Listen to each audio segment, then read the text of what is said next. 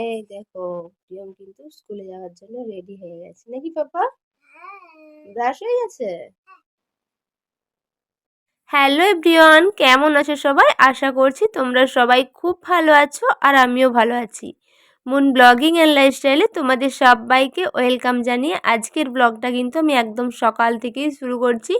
তো এই কিছুক্ষণ আগেই ঘুম থেকে উঠেছি আর প্রিয়মকেও কিন্তু ঘুম থেকে তুলতে অনেকটাই সকালে চাপ থাকে, তো সেটা তোমরা জানোই।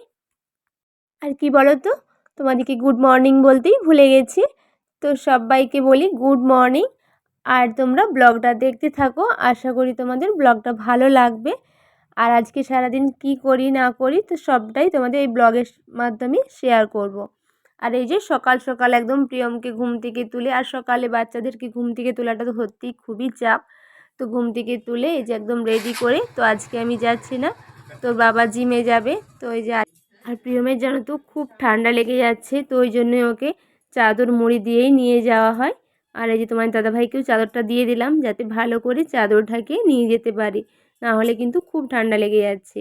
আর ওকে একদম কমপ্লেন আর বিস্কুট খাইয়ে তো ব্যাগের মধ্যে টিফিনও দিয়ে দিয়েছি।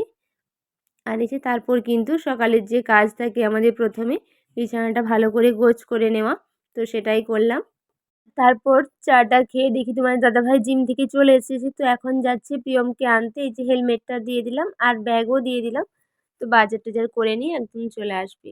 আর তারপর দেখো আমি স্নান টান করে, আজকে তো সোমবার, তো সোমবারে আমি একটু শিবের মাথায় জল ঢালি, তো সেই জন্যই চলে এসেছি। আর মাম্মিজির কিন্তু এদিকে পুজো হয়ে গেছে, তো আমি শিব ঠাকুরের মাথায় জল ঢালবো। এই কয়েকবারই জলটা ঢালছি। আর এই যে আমি চন্দন বিড়িটা খুঁজে পাচ্ছিলাম না, কারণ এখানে মাম্মিজি যেহেতু পুজো করে তার হাতের গোছানো সব রয়েছে। তো আমি এই প্রথমবার, আর ঠাকুর ঘরটা বলি তোমাদের, ঠাকুর ঘরটা আমাদের অন্য রুমে সরিয়ে আনা হয়েছে। তোমরা আগে দেখেছো একটা বড় রুমে ছিল, তো সেই রুমটা থেকে আমাদের তারই পাশের রুমে নিয়ে আসা হয়েছে, তাই চন্দন বিড়িটা আমি খুঁজে পাচ্ছিলাম না। তো এই যে এবার আমি জল ঢেলে নিচ্ছি আর ঠাকুরকে একটু চন্দন মাখাবো, তো চন্দনটাই বাটবো বলে সেই জন্যই খুঁজছিলাম আর কি। আর আগের রুমটার থেকে, মানে আগের যে ঠাকুরের রুমটা ছিল, তো সেই রুমটার থেকে এই ঠাকুর ঘরটা তো কিছুটা ছোটও আছে, তাই সেটা তোমরা দেখতেই পাচ্ছ রুমটা একদম ছোট আছে, তো খুব একটাও ছোটো নয়, মোটামুটি ঠাকুর ঘরের ক্ষেত্রে খুব ভালো হয়েছে। আগের রুমটা অনেকটাই বড়, তো একটা বড় রুম, তো বড় রুমটা বের করা হলো আর কি। ওই রুমটায় এখন আমাদের রং হবে, মানে কাজ হবে রুমটাতে। তো এই যে আমার এখানে জল ঢালা হয়ে গেছে, তো এবার আমি নিচে যাব। আর তোমাদেরকে তো বললাম তো এই কয়েকবারই সোমবার করছি, আর হ্যাঁ সোমবারে কিন্তু নিরামিষও খাচ্ছি। তো এই 2-3 বারই হলো। এই যে ভাতটাও কিন্তু এদিকে হয়ে গেছে, আর দেখলে এদিকে বেসনের কিন্তু ডালও সেদ্ধ করতে বসিয়ে দিয়েছি। আর এই যে এবার বেগুনগুলো ভাজবো আর একটা সবজি হবে, তো ফুলকপি দিয়ে পনির টনির দিয়ে একটা সবজি রান্না করবো। আর কি বলতো, অনেকটাই দেরি হয়ে গেছে রান্নার, তো এখন ওই 12টার মতো বাজে। তো এই যে এখন হচ্ছে তেল দিয়ে দিয়েছি গরম করতে, এবার বেগুনগুলো ভেজে নেবো, চলো।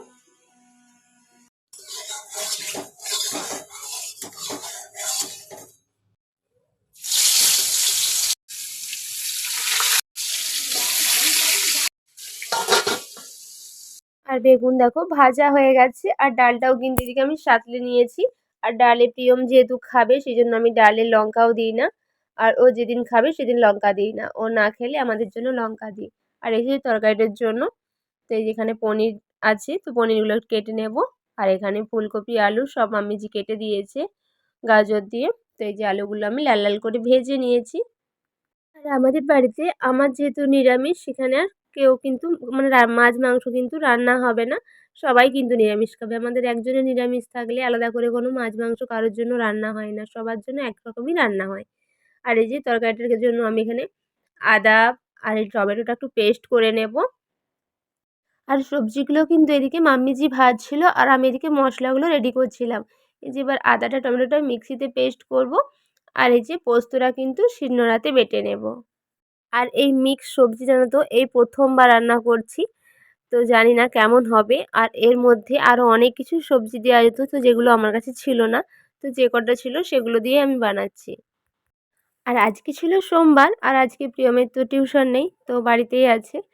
আর ওর জন্য আজকে বানাবো পনির পোস্ত, ও তো এইসব সবজি খাবে না, তো ওর জন্য পনির দিয়ে একটু পোস্ত বাটি করে দেবো, তো ওই দিয়ে ডাল দিয়েই ভাত খেয়ে নেবে।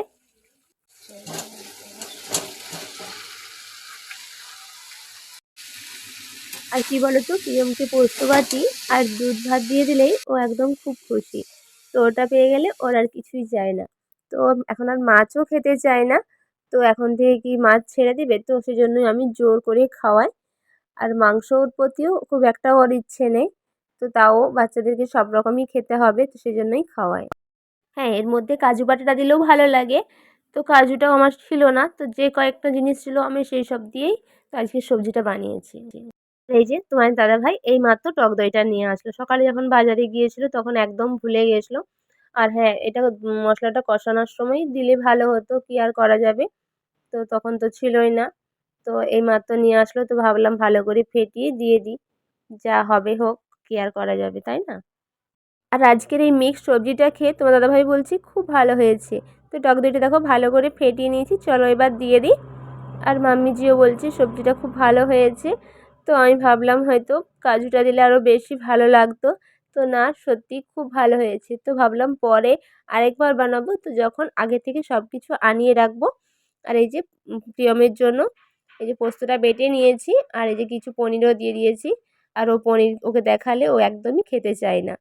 তো সেই জন্যই আর কি ওকে তো দেখাবো না। মাম্মিজিকে বললাম ভাতের সাথে পনিরগুলো মিক্সড করে পোস্তটা ভাত দিয়ে খাইয়ে দিতে। আর এই যে সবজিটা কিন্তু আমার একদম রেডি। আর এই সবজিটা কিন্তু ভাত ছাড়াও রুটি, পরোটা, লুচি, তো এগুলোর সাথেও না খুব ভালো লাগে খেতে।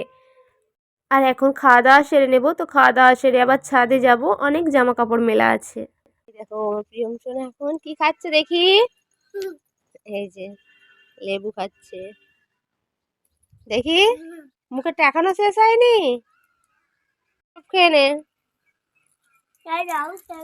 আর এই যে সন্ধেবেলায় তোমার দাদাভাই বললো দুধ মুড়ি খাবে, তো এই যে তোমার দাদাভাইয়ের খাবারটা বেড়ে নিচ্ছি। তো চলো আজকের ব্লগটা এখানেই শেষ করছি। ব্লগটা তোমাদের কেমন লাগলো অবশ্যই জানাবে, আর ভালো লাগলে লাইক করবে। আজকের মতন টাটা, বাই।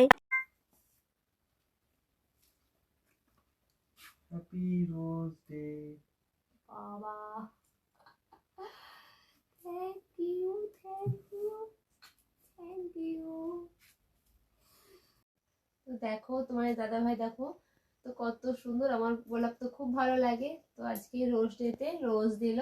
তো সত্যি আমি জাস্ট অবাকই হয়ে গেছি। তো সত্যি খুব ভালো লাগলো কিন্তু। ফুল তো সবার খুব ভালো লাগে, আর ফুলটা দেখতেও কিন্তু কত সুন্দর লাগছে। তো যাই হোক, মনে করে নিয়ে এসছো, তো সেটার জন্য অনেক অনেক থ্যাংক ইউ।